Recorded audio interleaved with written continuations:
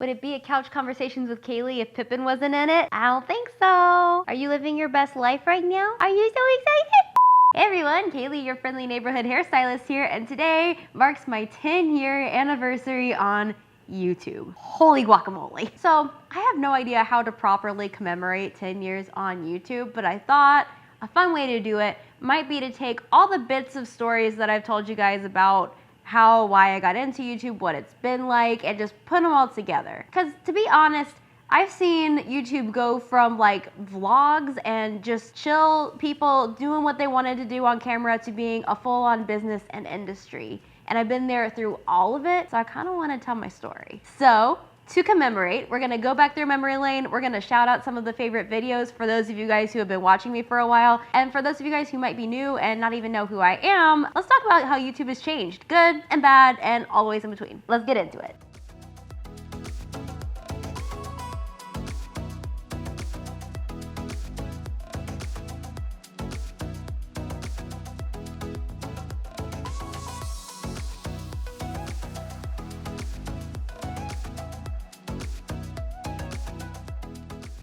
I have my phone with notes. I literally went through all of my videos and made notes on what happened each year because I forgot. The first year was the year of our Lord 2010. YouTube had been around for 4 years at that point. I had discovered it before any of my friends. Have to shout myself out for that one. And around 2009, I discovered the budding beauty community on YouTube. I was watching people like the Fowler sisters, both Elle and Blair. I was watching Pixie Woo. I was watching Michelle Phan. And I was learning for the first time how to put on makeup. Back in those days, digital media was not a thing.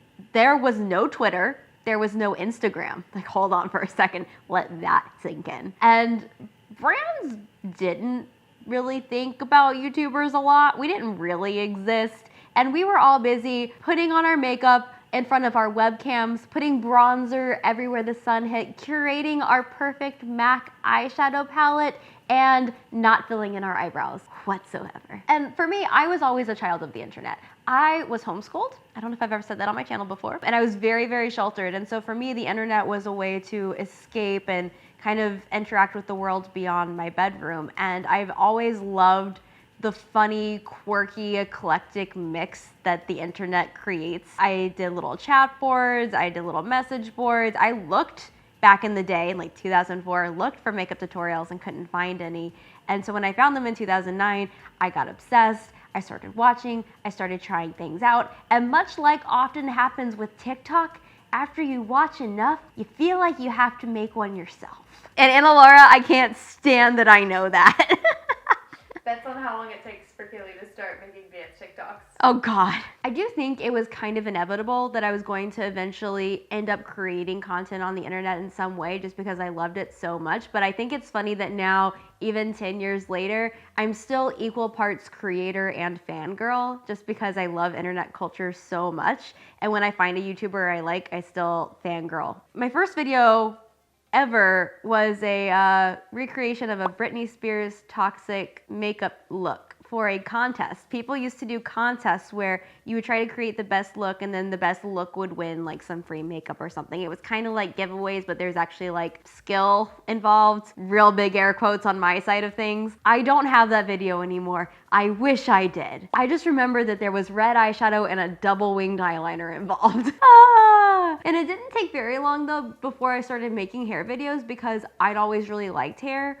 I'd always try to do things with my hair, even if I wasn't very good at it. And so hair videos just kind of made their way onto my channel and they got more views than my makeup videos did, probably because I was doing red eyeshadow with double winged eyeliner. So those started taking off and I started gearing my channel that direction. By August, I uploaded my very first multiple in one tutorial. It was 6 hairstyles that you can do in 10 minutes for back to school. Some of those words were in there in some order. And I had this massive necklace that I wrapped around my wrist as a bracelet and it looked like I was wounded. Yeah, that one's rough to watch back again. I labeled them. I used to really label my hairstyles with really funny things. And there's one in there called the Paris Hilton mugshot because it was how her hair was styled in her mugshot. And then in October, I uploaded my braid encyclopedia, which was an encyclopedia of how to do your basic like 5 different braids or something like that. And that was probably one of my most popular tutorials for several years, and I think it actually is still how a lot of people who follow me now found me back in the day. Probably need to do another one of those, but it just feels so sentimental to me that I don't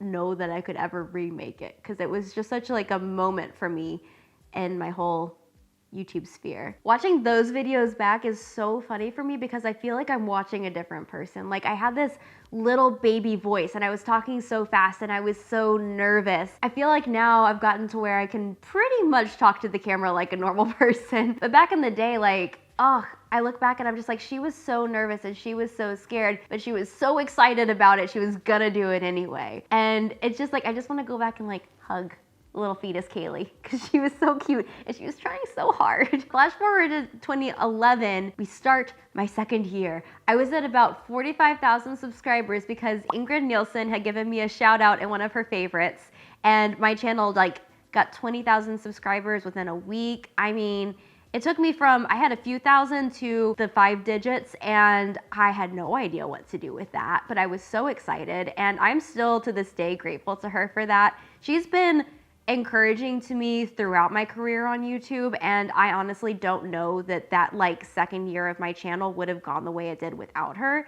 So forever grateful to Ingrid for that. In the second year on YouTube, I finished my college degree and decided to go on to cosmetology school. That was also when I was posting all my Gossip Girl hairstyles and my Pretty Little Liar hairstyles. The show would come out, I would watch it on Hulu the next morning, and I would have the tutorial up for the best hairstyle by that evening. I cannot do that anymore. It's not possible. I mean, my production quality is much better now. I can't do that anymore, but like at the time, that's how I did it, and that's how I got a lot of my early followers. I think a lot of you guys actually started by watching me do that. I hear you guys in the comments at least. I finished college and I was like, do I go on to my master's degree or do I follow this new digital media road? Because let's pan out, world of YouTube at this moment. I had seen some people getting sponsorships.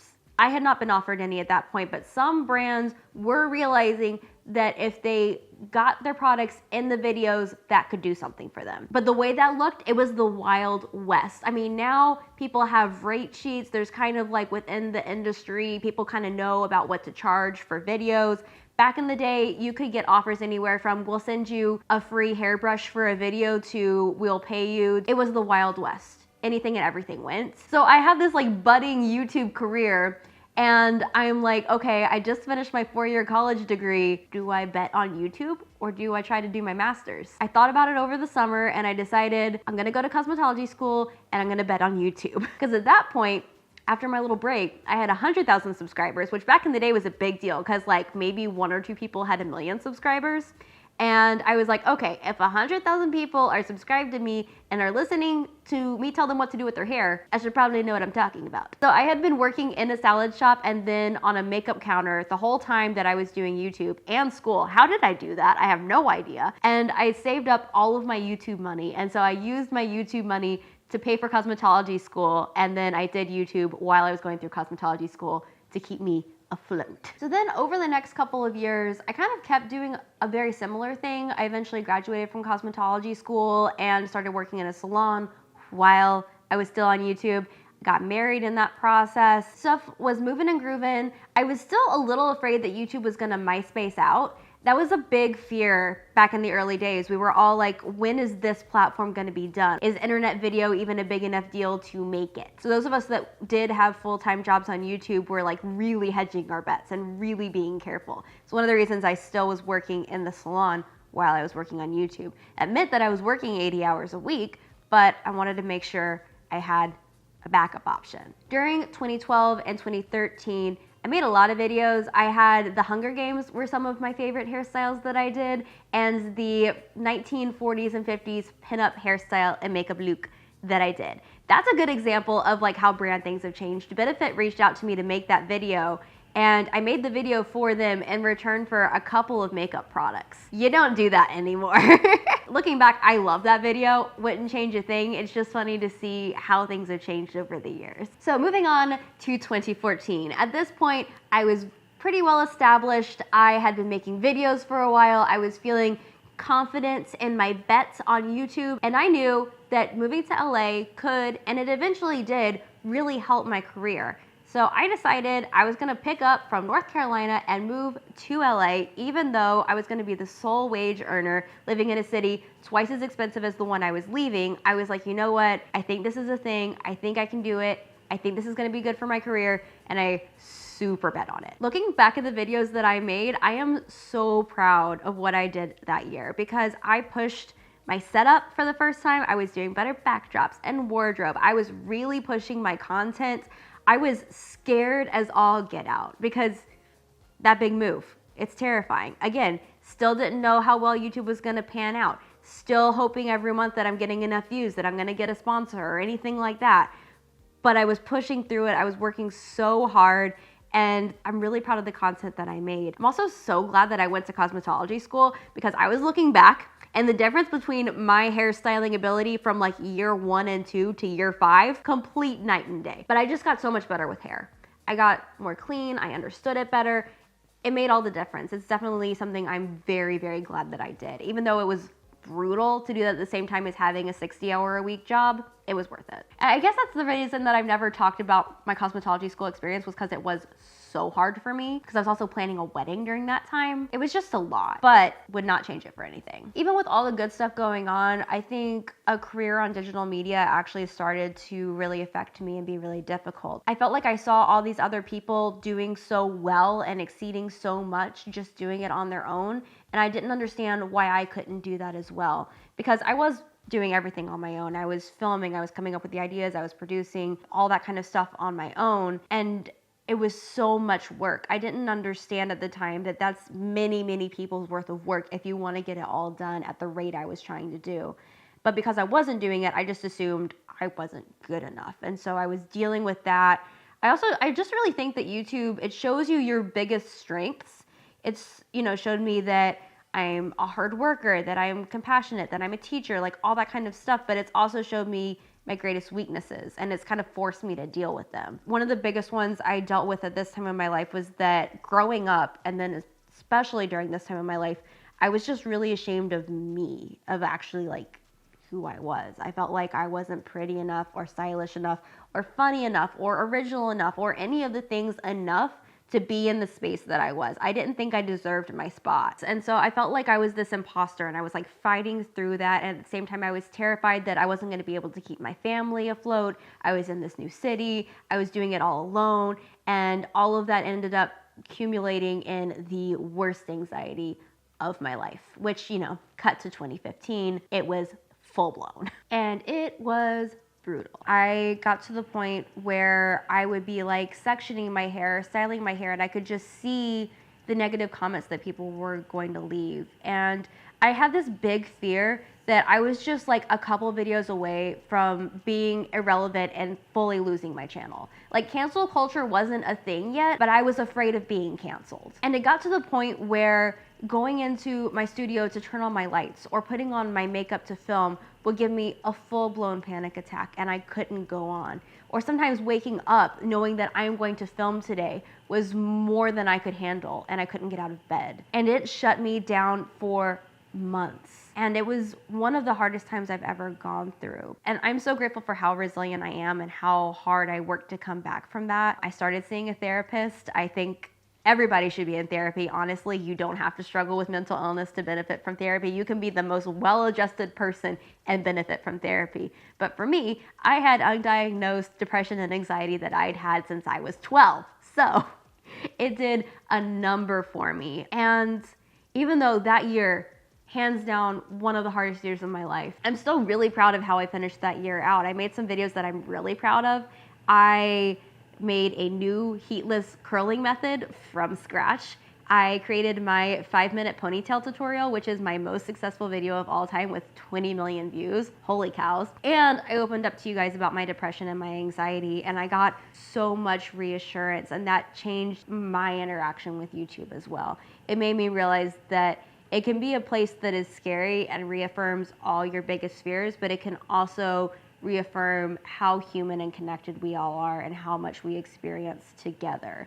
And whenever I start to feel lost, that's kind of what I bring myself back to these days. So then moving into 2016, it was really about asserting myself and finding confidence and a sense of self for the first time ever. I want to shout out Brené Brown because her book, The Gifts of Imperfection, changed my life. Recommend to everybody. And I started really trying to be myself and to feel that. And that was hard because I was in a career and a relationship where my value and worthiness were being put into question a lot. But learning to stand on my own 2 feet started to pay off really, really well. In 2016, I actually made my first and only viral video. It was the 100 layers of hair extensions. And that was a milestone for me, not just because it was a viral video, but because it was the first time I felt like I was able to fully be myself on camera. Before then, I'd always done voiceovers. Like, watch my videos back, I exclusively did voiceovers. And it's not only because that was the trend at the time. Can we talk about how voiceovers like ruled YouTube for a few years? But I wanted to hide as much as possible. I wanted to not say a single word on camera. I wanted to be able to do as many takes as possible of just the words. And so stepping out from behind the voiceover and being myself, terrifying.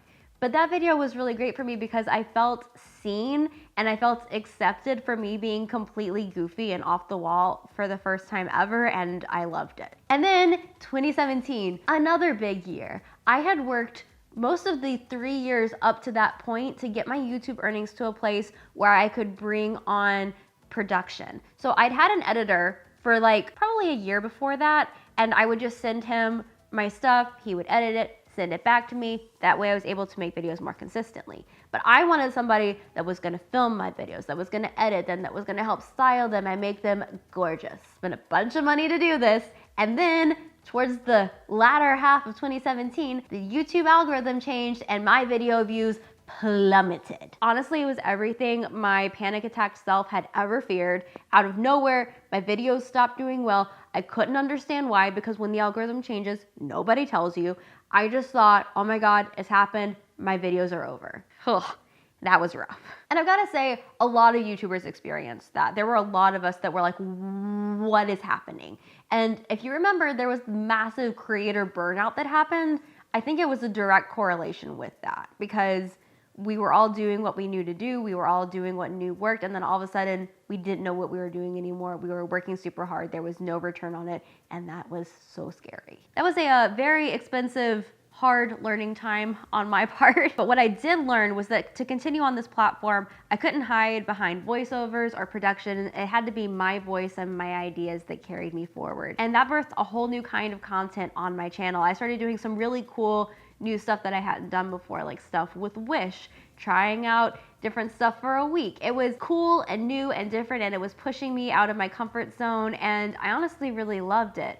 I also got a lot of those ideas from my time working with Sophia on her Decades videos. I was styling her hair for hours on end, and I mentioned at one point how frustrated and kind of scared I was about my YouTube channel, and she just came through. We talked about it. She gave me ideas. We workshop things that I could try, and I started putting it to work on my channel and seeing it pay off, and that meant so much to me because she didn't have to do that. And I just want to shout her out because she is such a kind and giving person on and off camera, and I just need people to know that like she is an angel, and I very much appreciate her. Okay, and then we move on to 2018. I still had one more roller coaster dip to go through, but we'll start with the beginning of the year. So professionally, things were going well. I was continuing to make videos. I was starting to see an uptick in interest. I felt like I was starting to kind of get my footing a little bit better. But behind the cameras for years, personally, things had been really, really hard.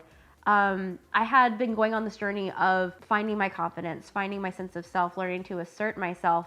And it was becoming more and more clear I was in a relationship where that wasn't welcome. I realized over the years that I wanted to be treated with kindness and respect. I wanted to feel safe in my relationship.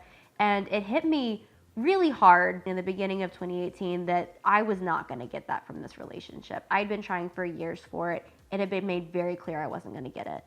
And so I realized I needed to leave. And so I needed to go through a divorce.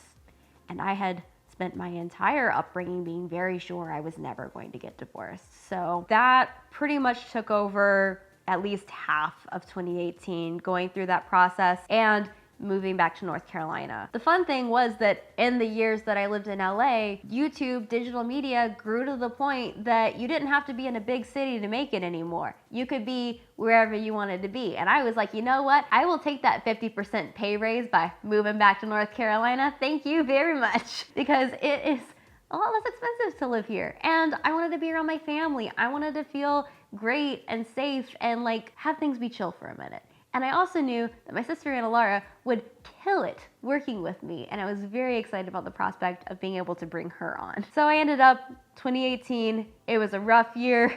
I went through a whole lot, but it was probably the best year in the sense that it was like me getting to finally be me. So now on to 2019 and a little bit of 2020 that we've gone through so far. Man, it's been so good. Started out, I brought on Anna Laura and she started just learning the ropes. She basically started as kind of an assistant. She wanted to learn how it works, what happens, what I need, and she just jumped in and started helping wherever, however she could. And I was really thankful for that because I was thinking about coming back to YouTube after effectively not posting videos for about 7 or 8 months. Honestly, Anna Laura and I were both really wondering whether or not there were still gonna be people there to watch my videos because that long is basically like an era in internet world. And so I was like, are people still gonna be there? Are they still even gonna care? Am I still relevant? Also, are people gonna seriously judge me for getting divorced? There was a lot of concern, but we were like, once again, we're gonna bet on this. We're gonna really try.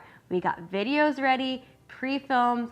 I filmed my divorce video, I put it out, and holy goodness. You guys reminded me again of the difference between functioning out of being afraid of the worst case scenario and being reminded of how kind and compassionate people can be.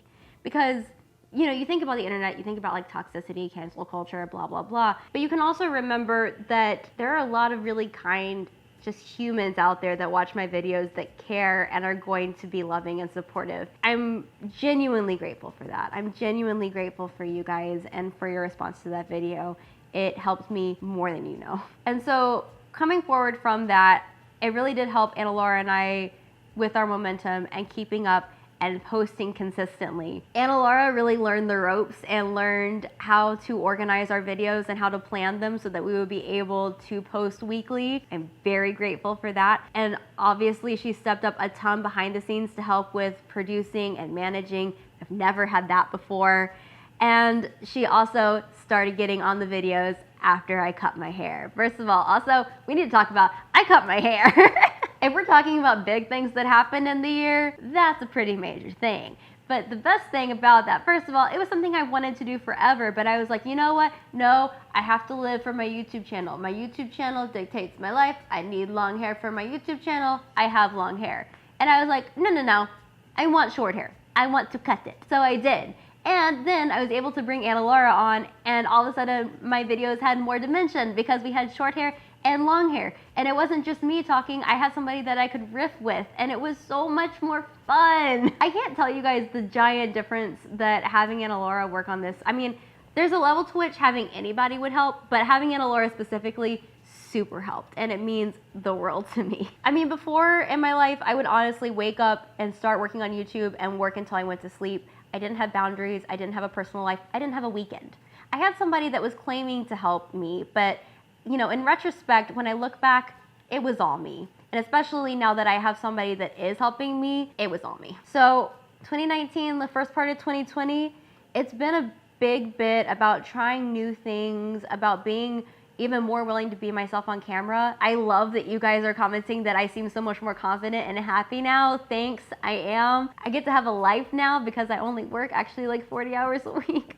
I feel so free. But also I've just been learning to live from the inside out instead of from the outside in. Before I was all like, who do I need to be for YouTube? Let that inform everything about how I manifest myself. And now I'm like, no, let's accept myself. Let's think like Kayley is pretty good to start out with and just go from there. And you know what? I wish I'd started that sooner, but I'm really grateful that I'm in an environment now where I really can live that out. I'm surrounded by people that love me and accept me as I am and are supportive of me, and I love it. So professionally, I'm grateful. Personally, I'm grateful. I feel like personal life is thriving, love life is thriving, I'm doing great. So even though this past 10 years has been a pressure cooker, and it has been a lot at times, and it's been really hard at times, I wouldn't change it. I don't know if I could have grown as much as I have without YouTube pushing me. And so even though it's been hard, I'm incredibly grateful for it. And if nothing else, I'm incredibly grateful to be where I am now and to be feeling like a whole, full person. And I can't not tell you guys how grateful I am for you, whether you've been around for a month or 10 years, wherever you join me on this train. Your time and your attention is a gift. And you spending time watching my videos means the world to me. I'm never gonna stop being so mystified by the fact that people take time out of their day to watch my videos. Thank you guys so much for your time, for your energy, for any amount of like good vibes or thoughts or comments you've sent my way, because it's all meant so much and it's all helped me get to where I am now. And I couldn't be more grateful for it. Well guys, if you've made it this long, we are truly friends. I'm gonna need you to comment below and let me know that you made it to the end of the video. And if you did, maybe go ahead and hit that like button to help support my channel. If you're new here, hi, welcome. You really got to know me just now. You can hit that subscribe button to join the Braidaholic family here on Kayley Melissa. Of course, you guys can hit that bell icon. That's how you get notified these days. I don't know why you have to subscribe and hit the bell, but YouTube said so. So do that if you want to. But that is it for today. Whether you are old or new or a casual lurker, thank you for spending time with me, and I'll see you in my next video. Mwah. Bye. Pippin's doing the most right now. Holy guacamole. Guacamole. He dreamed and sneezed and woke himself up. You wanna see my new phone case, guys? Finally got rid of my poor little pop socket that used to be covered in rhinestones, and then I picked them all off.